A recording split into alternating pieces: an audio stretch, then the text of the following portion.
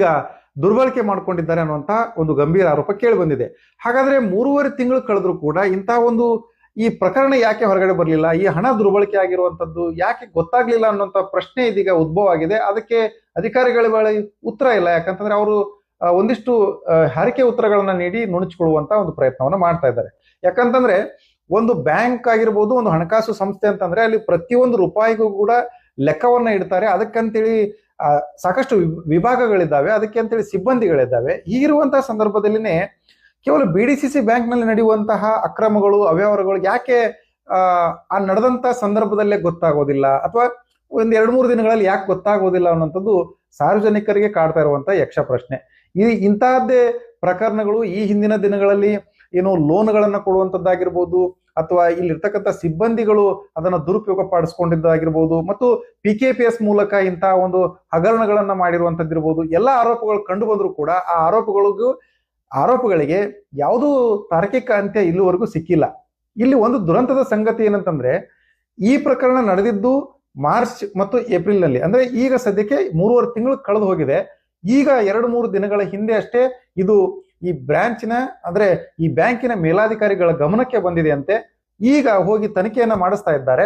ಅಲ್ಲಿ ತನಿಖೆ ಮಾಡಿಸುವಂತ ಸಂದರ್ಭದಲ್ಲಿ ಪ್ರಾಥಮಿಕ ತನಿಖೆಯಲ್ಲಿ ಅವ್ರಿಗೆ ಕಂಡು ಬಂದಿರುವಂತದ್ದು ಏನಂದ್ರೆ 65 ಲಕ್ಷ ರೂಪಾಯಿ ಹಣ ಈ ಗುರುರಾಜ್ ಎಸ್ ಅನ್ನುವಂತಹ ಮ್ಯಾನೇಜರ್ ಏನಿದ್ದಾರೆ ಇವರು DCC ಬ್ಯಾಂಕಿನ SBI ಖಾತೆಯಲ್ಲಿರುವಂತಹ 65 ಲಕ್ಷ ರೂಪಾಯಿ ಹಣವನ್ನ ನೇರವಾಗಿ ತಮ್ಮ ವೈಯಕ್ತಿಕ ಖಾತೆ ಅಂದ್ರೆ IDFC ಬ್ಯಾಂಕ್ ನಲ್ಲಿರುವಂತಹ ತಮ್ಮ ಖಾತೆಗೆ ವರ್ಗಾವಣೆ ಮಾಡ್ಕೊಂಡಿದ್ದಾರೆ.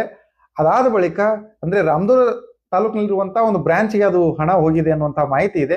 ಅಲ್ಲಿಂದ ಮುಧೋಳ ನಗರದಲ್ಲಿರುವಂತಹ ಒಂದು ಬ್ಯಾಂಕಿಗೆ ಆ ಹಣ ಬಂದಿದೆ ಅನ್ನುವಂಥದ್ದು ಇಲ್ಲಿ ಪ್ರಾಥಮಿಕವಾಗಿ ಅಧಿಕಾರಿಗಳು ನಮಗೆ ತಿಳಿಸಿರುವಂಥದ್ದು. ನಮ್ಮ ಬಾಗಲಕೋಟ DCC ಬ್ಯಾಂಕಿನ ಲೋಕಾಪುರ್ ಶಾಖೆಯಲ್ಲಿ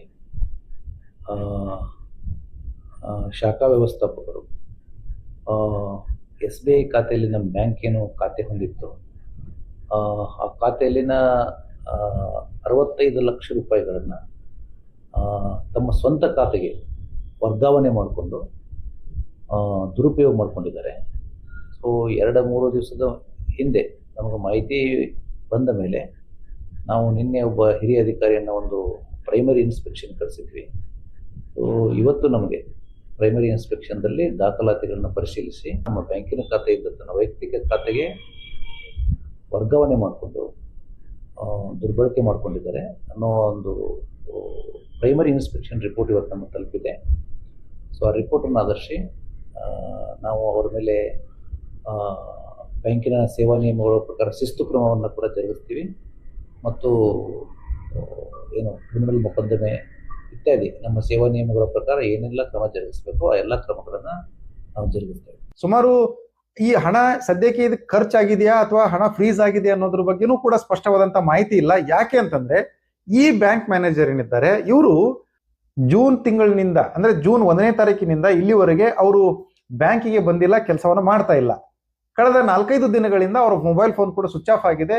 ಈ ಒಂದು ಹಗರಣ ಹೊರಗಡೆ ಬರ್ತಾ ಇದ್ದಂತೆ ಅವರು ನಾಪತ್ತೆ ಆಗಿದ್ದಾರೆ ಅನ್ನೋದ್ರ ಬಗ್ಗೆ ಈ ಸ್ವತಃ DCC ಬ್ಯಾಂಕಿನ CEO ಅವರು ಮಾಹಿತಿಯನ್ನ ನೀಡಿರುವಂತದ್ದು. ಹಾಗಾದ್ರೆ ಇಲ್ಲಿವರೆಗೂ ಆ ಒಂದು ಸಮಯಾವಕಾಶ ಇದ್ದಂತ ಸಂದರ್ಭದಲ್ಲಿ ನೀವು ಅವ್ರನ್ನ ಯಾಕೆ ಹಿಡಿಲಿಲ್ಲ, ಅದು ಪತ್ತೆ ಯಾಕಾಗ್ಲಿಲ್ಲ? ಹಂಗಂದ್ರೆ DCC ಬ್ಯಾಂಕ್ ನಲ್ಲಿ ಏನಾದ್ರು ಸಿಬ್ಬಂದಿಗಳ ಕೊರತೆ ಇದೆಯಾ?